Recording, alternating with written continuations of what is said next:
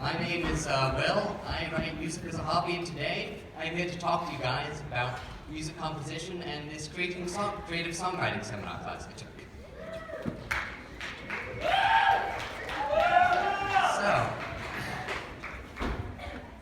So to begin with, as I just mentioned, I have taken a creative songwriting course with Mr. Sidikowski over the last semester.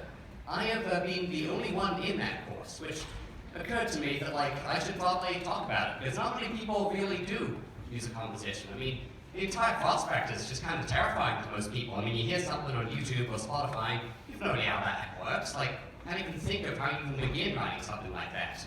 Well, today I'm here to talk about how the fact that it's actually a lot simpler than you think. You see, music composition is actually just a very simple process, and it's as follows. What makes a good song? You start with an idea, and then you have an expansion. That may seem simple enough. I mean, everything comes from ideas, right? But the funny thing about it is that ideas and songs aren't necessarily the same thing. For example, you may start with an idea, and then the song you end up with may sound nothing alike, and that's completely okay. In fact, most ideas are incredibly simple. Look, I'll play a few very simple melodies on this piano. Put your hands up if any of them sound familiar to you.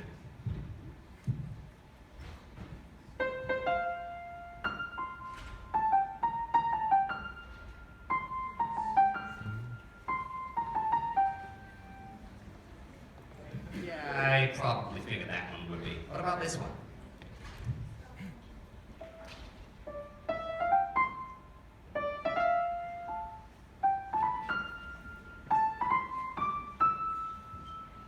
Yep, that one was... Sorry. All right, I've got one more.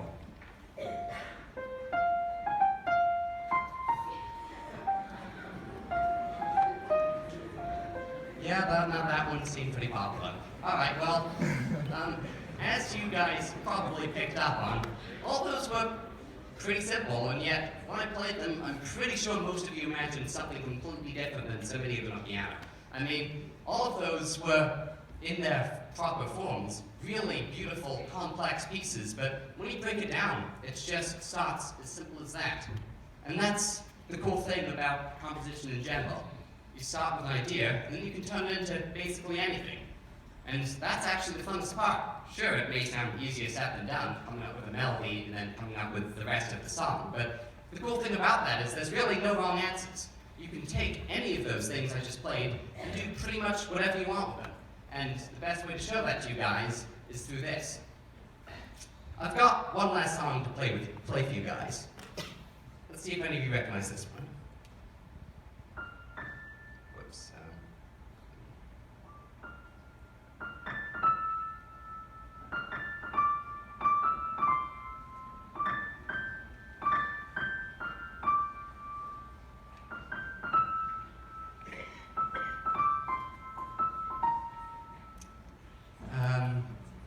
As if, for those of you who don't know, that was the main theme to Pixar's movie Up. If you haven't seen it, go do it now. Well, after the Morning X. You guys are really missing out. Seriously, amazing movie. But the cool thing about that theme is that it's used constantly throughout the movie, but it never quite sounds the same. Every time it comes up, it's practically a whole different song. You see, the composer, Michael Giacchino, took that very simple melody I just played and did completely different things to it throughout the entire movie. And I don't think I could explain it as well as he could. Wrong with that?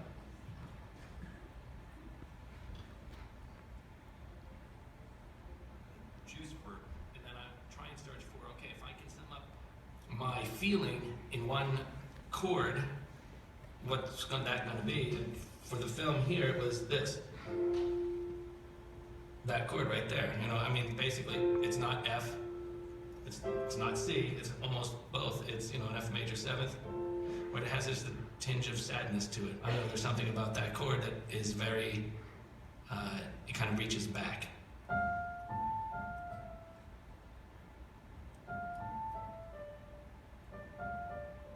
I wanted each character to have their own theme, so when it came down to Ellie, of course, there's Ellie's theme.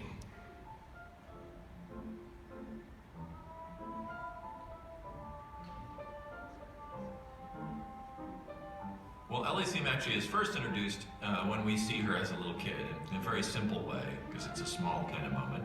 And I think that, you know, when you watch the film, it's fun to see how that score changes with them as well, you know?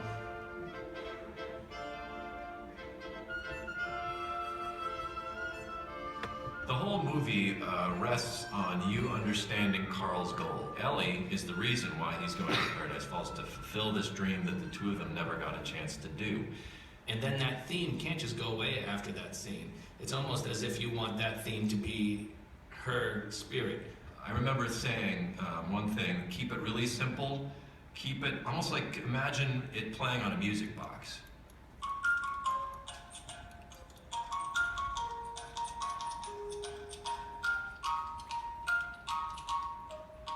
So you can see it's just a very simple little thing, but it works that way, you know? And then it was about, okay, how big can we make this thing?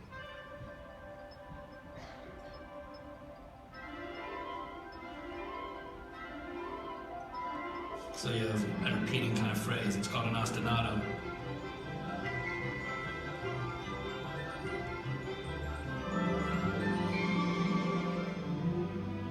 The whole string section's going, and suddenly it feels like it's got energy to it, and it's got movement and motion, and you know, this strong backbone.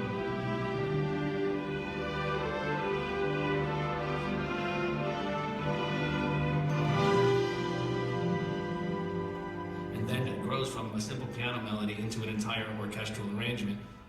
So by adding counter melodies and harmonies and all of the colors of the orchestra, you can drastically change that simple piano melody into something that could make you emotionally just go in a completely different direction.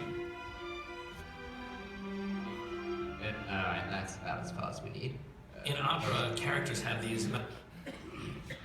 As you may have noticed throughout that video, it was the same song the entire time, but as the instruments changed, the song itself changed. I mean, heck, you don't even really need the instruments to change for the song itself to change. Look, if I play this.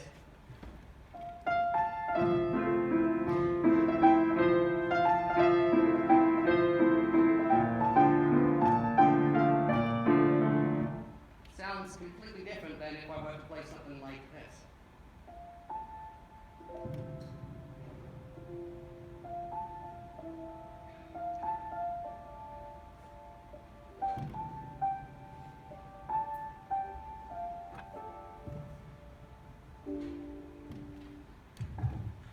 Basically, two of pretty much the same song, except not at all. You see, no matter what you do with that simple idea, you can come up with entirely different things, and none of them are better than the other. So, what's this have to do with that creative songwriting course I mentioned like 10 minutes ago? Well, that course was basically just an exploration of ideas and expansions. The ideas were all of my own making. I was tasked to come up with the melodies, but the expansions were something not only set by, but also something I worked with my teacher, Mr. S, to discover. I mean, the theme itself might have stayed the same, but sometimes I had to write it in a way that evoked an emotion, or to fit a poem, or to maybe market a product. Either way, I had to take my basic ideas and develop them to fit a certain goal. So I'll walk you through some of those projects now. First project I had to take a song that had a feature that I liked and make my own spell on it. I chose the first opening part of Tubular Bells, more commonly known as the theme to The Exorcist. If any of you haven't seen that, that is a good thing. Most of you are way underage, so save yourselves the childhood trauma. But I can at the very least play you a theme.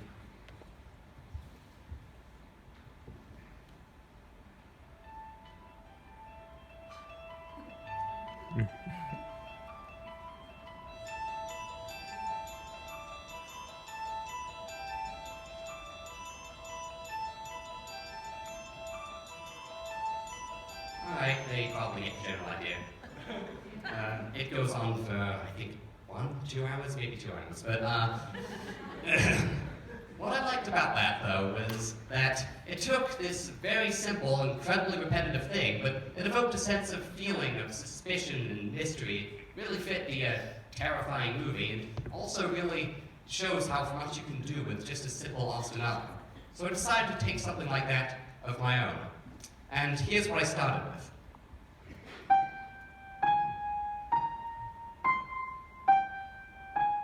Yeah, that's it. Really.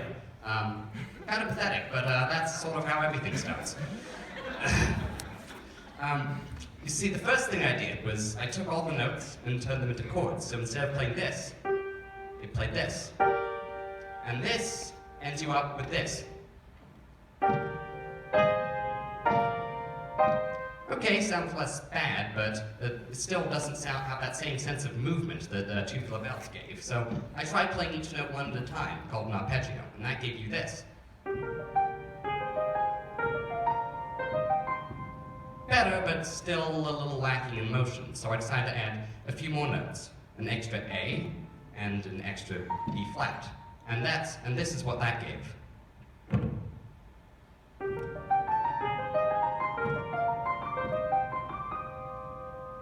I decided to make one last change, removing the B flat and replacing it with a D at the very top, and this leaves us with the final result, which is this.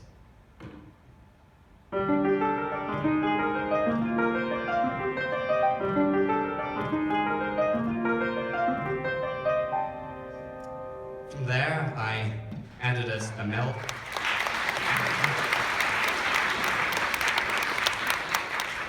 From there, I added a melody and a drum beat, and that leaves us with the finished result, which I'll play for you right now. Oh, this. Okay, no. There we go.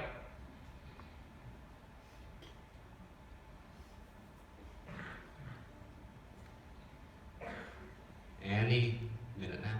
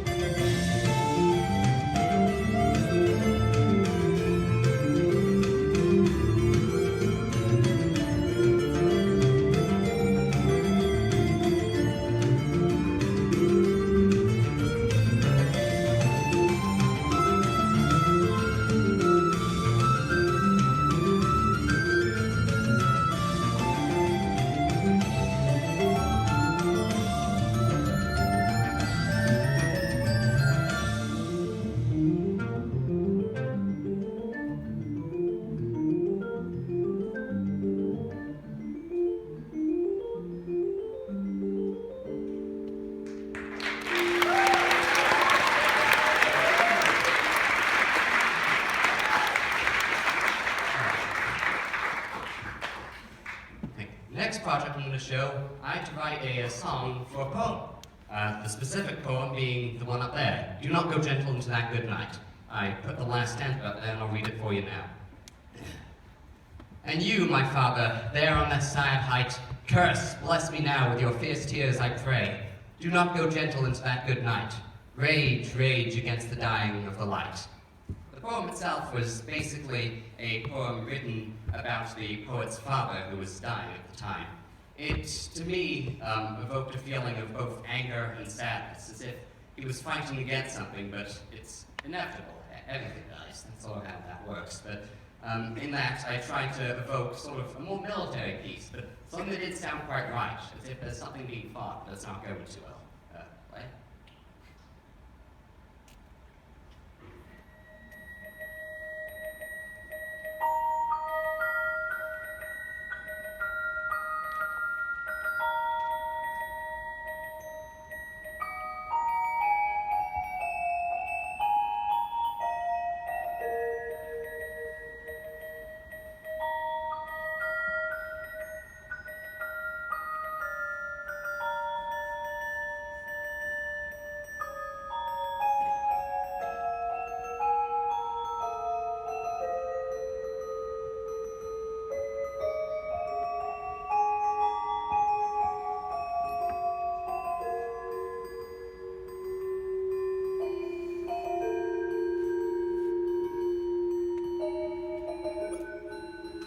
Okay, Matt, I don't know why that happens.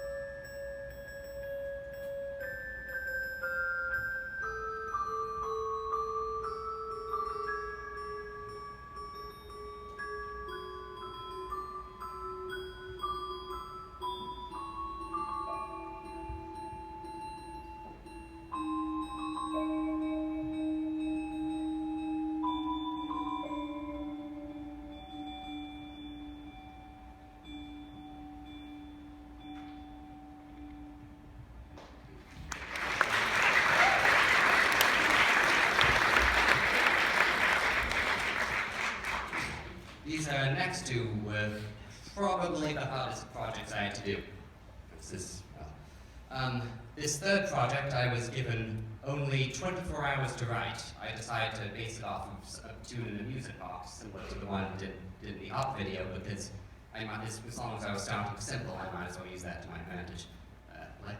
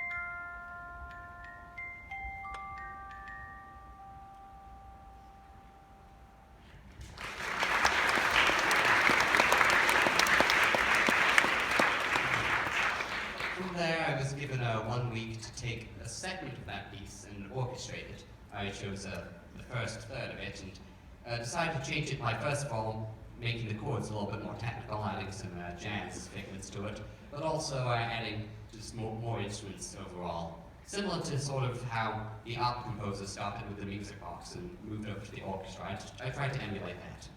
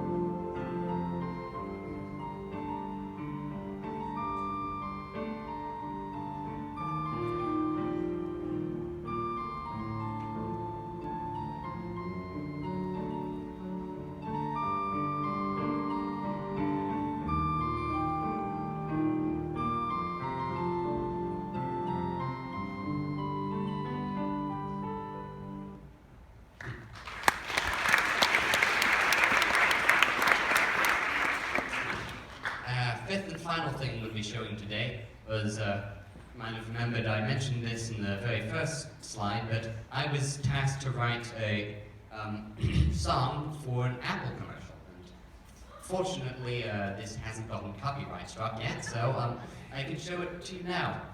But just as a heads up, you may notice that the chords cut out halfway through. That's a very clever musical technique I use called running out of time due to college applications. But just pretend the chords are there, please.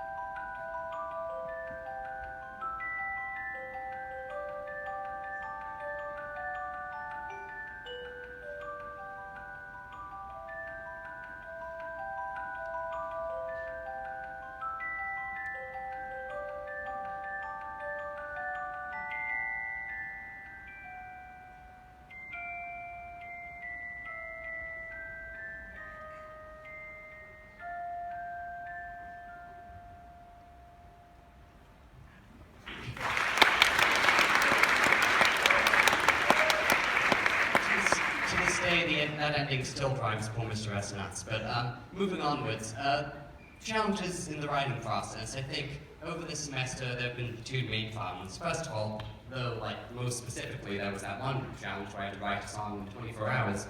None of them I've been given more than 2 weeks to write. And prior to this, writing songs took me anywhere from 4 weeks to several months. So having to just get all my thoughts out there, whether I like them or not, has been a really stressful experience, but one I definitely needed as a composer.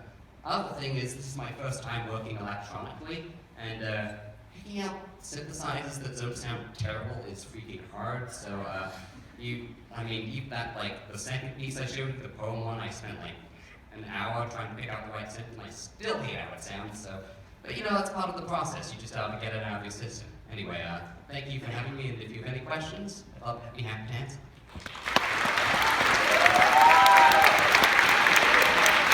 Yeah.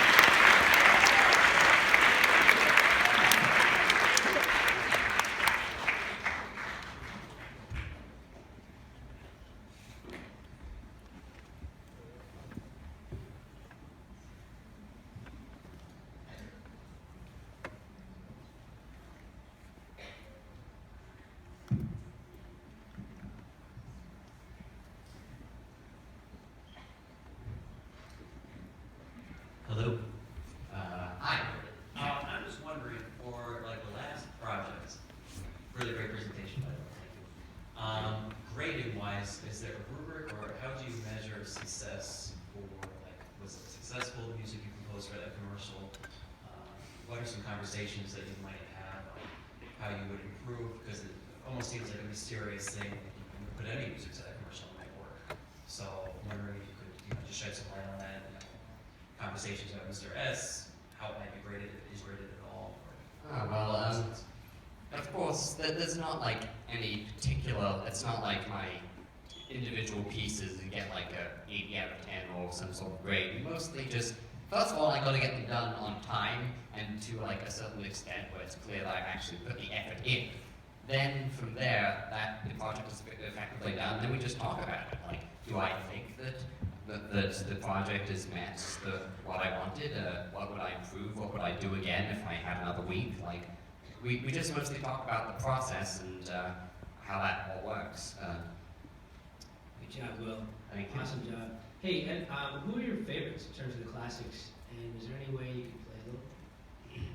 I normally love to play a little, but we are also, if in the end we still have time after the questions period, I'd love to, but for the time being I'll just try to get all the questions done first. But the classics, that's a tough one. I mean, if you like talking real classic, I guess one of my favorites is Debussy, who he's like more like 19th century, maybe 1920th, don't quote me on that. But I sort of never been that much of a fan of classical music. I do like more modern things like Debussy, or in very modern cases, pianists called John Schmidt, who sort of take the classical music and mix it with more modern styles, and I try to emulate that in a lot of my work. Great, thanks. I was wondering why a lot of them are like in minor keys and kind of sadder. Okay, I'll give you an honest answer here. I have no idea how to make major songs like and make them sound not terrible. I'm working on that. I mean, that was why like Project 5 was in a major key, but I mean definitely, a big part of music is finding what you're like used to and what you can do, and then getting away from that. I'm good at minor things. I have no idea how major chords work and also don't suck, so I'm currently working on that. That's why Project 5 was actually a big struggle for me, that and college applications. But yeah, I mean, it's not about like me needing to be gloomy or sad. It's mostly just a matter of preference and what I'm used to. Thank you. Thanks, Will. That was really great. My question is about the composition on the piano. I gather you do your composing on the piano, and I don't know much about music composition, but I gather that's pretty common. And I'm wondering if you could talk about what it is about the piano that makes composition easy, and if you've ever tried it on other instruments, or what are the advantages and disadvantages? Well, I actually used to play 4 different instruments, 5 technically. I used to play the clarinet, the drums, I used to sing before my voice dropped several octaves. I also used to play a lot of tuned percussion, but I couldn't move a xylophone to Chicago. So, the reason that the piano has stayed with me all these years is I feel like there's a sense of flexibility to it. I mean, first of all, the piano is sort of in that concert key and has both treble and bass clef, so you get a sense of variety. Also, you can play more than one note. That's a big one, because that way you can play chords, melody, you can do a whole variety of different things. It's also just, from a personal standpoint, more comfortable with me. I've spent like 14 years playing the piano, and I think that's generally just what comes natural at this point, though definitely in terms of composition, piano offers just the most overall, because you can, first of all, it's easier to do really complex things, provided you know the fingering, and also you can play both just single notes and chords, so. Yeah? What made you want to compose music? Well, to be honest, it all started with my father. He's also a composer, and he used to play me a whole bunch of songs when I was a little kid. I definitely grew up around music and started taking piano lessons from a very young age. And, okay, the big thing when I started composing is London has this grade system where you have to learn piano through doing tests on a set number of pieces, and all of those pieces were really boring, so I wanted to write better ones, and that's when I started composing, and then it turned out I loved it, so. Hi. So I have a comment and also a question. So I was, can I say it really fast? Yeah. I don't have to. Not one more, right? Okay, I'm doing it. I don't know what to do. Okay. So, I was in this class last year, and do the MX, and it was really, like, I just think it's really cool that you're doing this, because I am afraid of sharing music when I had to do it, but you seem really confident in doing it, so that's really cool. But so I was, like, there was only me and one other person in the class, so I was just wondering, like, do you think that being the only kid in the class was really helpful, or was it weird and you would wish that there were other kids in the class? It did take a little bit of getting used to, but while I do wish I had a few people with me to like compare ideas and hear that stuff, I definitely did end up appreciating being the only one in the class because I could have a lot of one-to-one discussions. We could really just talk in depth about what I was doing, why I wanted to do it, and what worked and what didn't. And though like I would definitely love to take a composition class with more than just me, I definitely, there was a lot of benefits to being the only one.